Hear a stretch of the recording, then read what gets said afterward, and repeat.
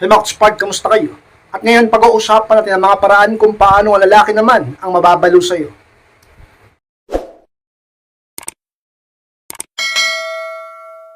At kung handa na kinapasada po tayo, at muli, be inspired.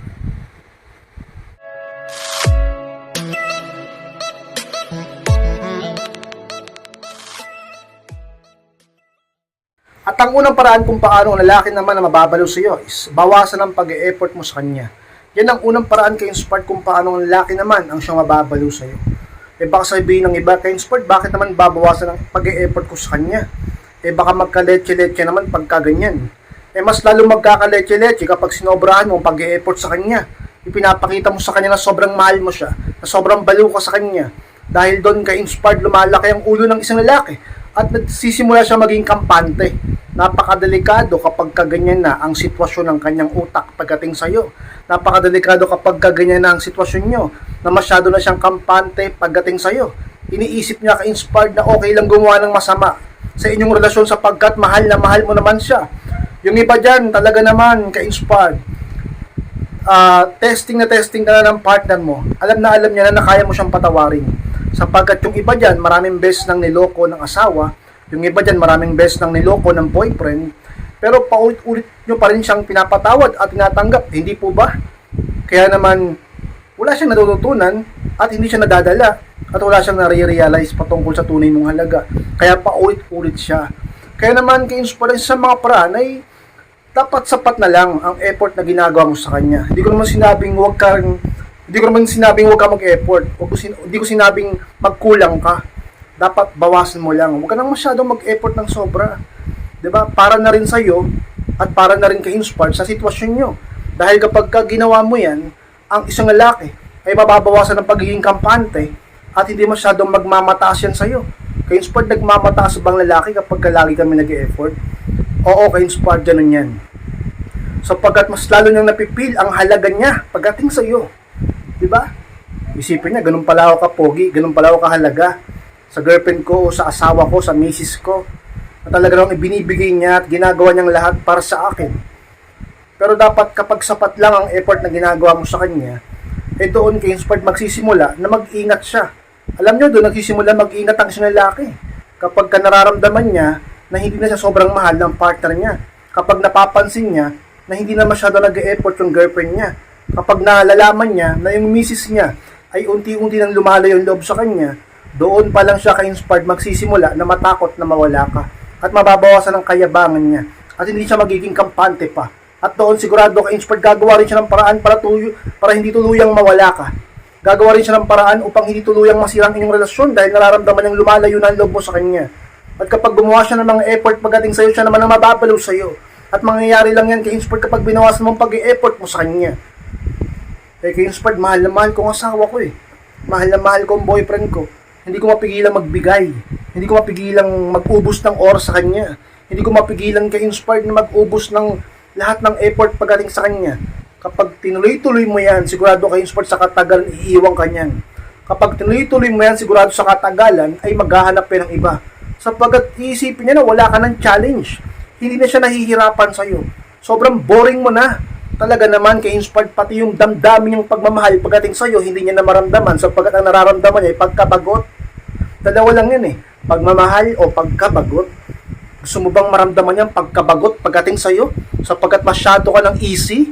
Hindi mo na siya pinapahirapan pa? Pinapakita mong sobrang mahal na mahal mo siya? Dapat sapat lang. Huwag mag-effort ng sobra, bawasan mo ng sobrang pag-effort mo sa kanya at makikita mong resulta sa katagalan ka-inspired, siya naman ang maghahabol sa'yo ng validation mo sapagkat mamimiss niya yan at mapapansin niya yan kapag dinahandaan o pinaractice mo na nabawasan ang pag-e-effort mo sa kanya at nagsisimula ka na mag-focus sa ibang bagay na importante din naman tulad sa self-improvement at tulad sa paglilingkod sa Diyos, ka-inspire.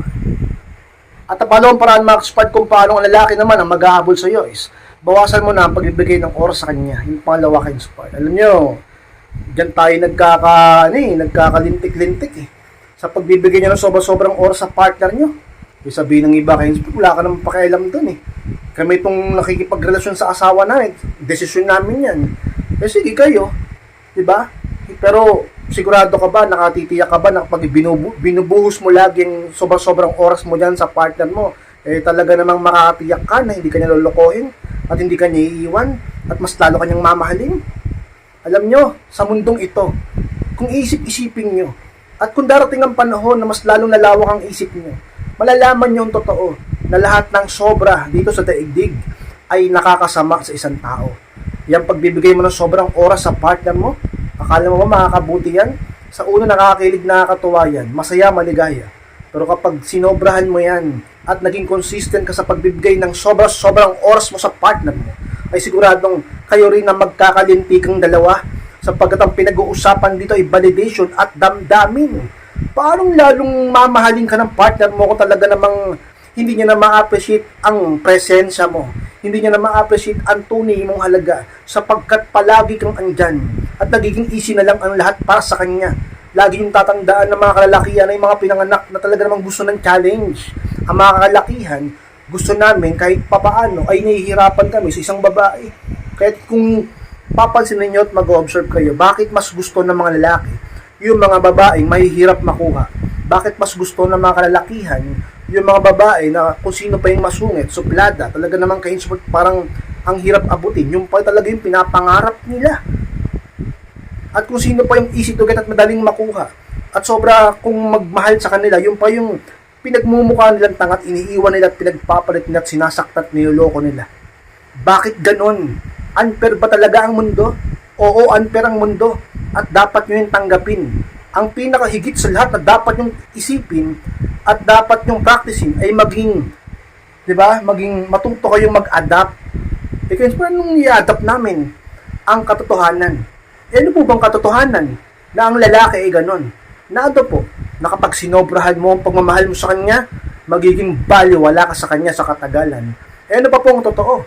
Ang isa pa sa mga totoo, na kung hindi mo siya sobrang mamahalin, at sapat lang ang ibibigay mong pagmamahal at oras sa kanya, doon ka mas lalong ma-appreciate. Ang pagmamahal niya sa iyo ay talaga namang mananatili. Ka-inspired siya sa mga totoo. Dapat mong malaman, dapat mong muni-munihin pagtapos mong panoorin ang video na ito. Ka-inspired. Isipin mo, bakit kung sino pa yung nagmamahal ng totoo at sobra, yung pa yung nasasaktan? Dapat sapat lang ang pagmamahal at ang oras mo sa kanya. Bawasan mo na ang sobrang oras mo sa kanya. Pero huwag ka rin magkukulang. Matuto ka mag-manage, ka-inspire. Unahin mo din ang mga ibang bagay na mahalaga sa iyo, tulad ng iyong kalusugan, trabaho, at pag-self-improve at pamilya. Pangarap, huwag laging lalaki, huwag laging love life, upang siya naman ang mabalo sa iyo, sapagkat lagi niyang hahabulin ang oras mo, ang validation mo, na noon ay napakadali niyang makukuha sa iyo. Ngayon, ka-inspire. Ang sapat para sa iyo ay talaga namang para sa kanya, gusto niyo pa. Diba? Sinanay mo siya ng sobrang oras na binibigay mo sa kanya, binawasan mo. Ngayon, ka-inspire siya naman ang gagawa ng paraan upang habulin yon. Mabalik ang dating ikaw sa kanya. Dahil doon, mas lalo siyang mababalo sa iyo. Siya naman ang mag-e-effort ng sobra sa iyo upang muli niyang matamasa yung oras na binibigay mo sa kanya noon. Ka-inspire. Pangatlong paraan mag-inspire kung paanong lalaki naman na mababalo sa iyo is dagdagan ng oras mo at pagmamahal sa sarili. Yun ang pangatlo, ka-inspire. Alam niyo mga ka-inspire, kung gusto niyo na lalaki naman ang mabalo sa iyo, dapat niya muna makita ang tunay mong halaga. At para mangyari yun, dapat mong pahalaga ng sarili mo sapagkat mapapansin niya yan sa iyo. Paano ka papahalagahan ng ibang tao kung ikaw mismo hindi mo pinapahalaga ng sarili mo? Kung gusto mong mahalin ka nila ng totoo at mahalin ka at pahalagahan ka nila ng totoo, dapat ganun din ang gawin mo sa sarili mo sapagkat ganun ang mundo. Kung anong ginagawa mo sa sarili mo, ganun din na magiging tingin nila sa iyo.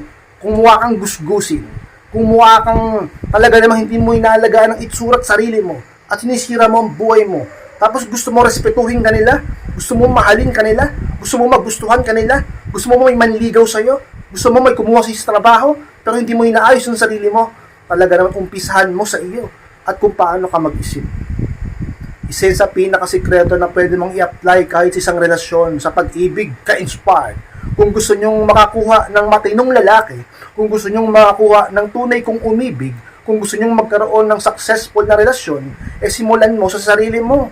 Talaga naman bago ka pumasok sa isang relasyon, ayusin mo muna ang buhay at ang itsura mo. Ang lahat sa iyo. Ka-inspired, paano yan? Ngayon ko palang ayusin ang sarili ko. Bakit? Kasi po matagal na kami ng partner ko. Ngayon lang kita napanood pagka ganyan, hindi pa huli lahat. Lagi niyong tatandaan kay Inspire na pwede niyo pa rin ayusin ang sarili niyo anumang oras at anumang panahon o anumang sitwasyon. Nasa sa iyo ang desisyon.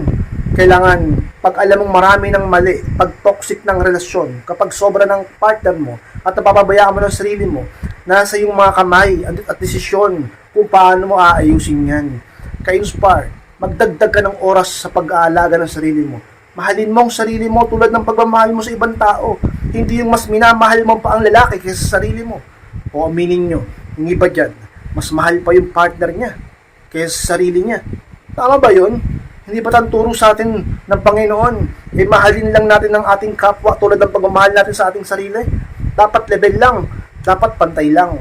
At kung may mamahalin kayo ng sobra, walang iba kundi ang Diyos na nagbigay ng buhay sa iyo. Kaya Inspire, sa mga totoo, sa mga dapat nyong malamat, dapat nyong tanggapin na makalakihan, mas lalo kang mamahalin kapag nakita nila na ikaw mismo ay minamahal mong sarili mo. Kaya Inspire, wag sobra kong magmahal. Masarap, umibig at nakakakilig. Talaga namang sobrang sweet at sobrang ganda ng araw mo sa umpisa. Pero sa katagalan, kapag sinobrahan mo mga bagay-bagay at pinababayaan mo na sarili mo, iiwan ka din niya. At malamang sa malamang maaaring ipagpalit ka pa niya sa iba. Kapag nakita niyang ikaw mismo, mas minamahal mo na siya kaysa sarili mo. At wala ka ng pagpapahalaga sa sarili mo. At handa ka na magpakarupok, magpakamartir, magpakatanga pagdating sa kanya. Pagka ganyan, paano kanya gagalangin yan? Paano kanya rerespetuhin ng totoo niyan? Paano kanya mamahalin ng totoo niya at sobra pa? Ka-inspired sa mga totoo. Dapat mahalin mong sarili mo upang mas lalo kanyang mahalin. At kabalawang ka pa niya. Depende kung paano mo i-improve ang sarili mo. Mag-self-improve kayo. Kung gusto nyo ng sobrang pagmamahal mula sa mga kapwa-tao nyo. Lalong-lalo sa partner nyo. Ka-inspired. Mga maraming salamat po sa pagtapos ng vlog na ito. Gusto kong kalimutan na mag-like, comment, and pakishare na rin po ng video na ito upang makatulong naman po tayo sa iba. Sa mga hindi pa po nakaklik-subscribe, click nyo po subscribe, click nyo po notification bell upang ma-notify kayo pag may bago akong upload. Sa mga gusto magpa-coaching o humingi ng advice, magpapayo sa akin, message lang po sa akin Facebook, ay yung profile picture ko. Chat nyo lang ako dyan, ako mismo yung magre-reply at makakausap nyo. Maraming salamat na kayo sa pagbaging at kayong lahat. Mahal ko po kayo. At muli, be inspired.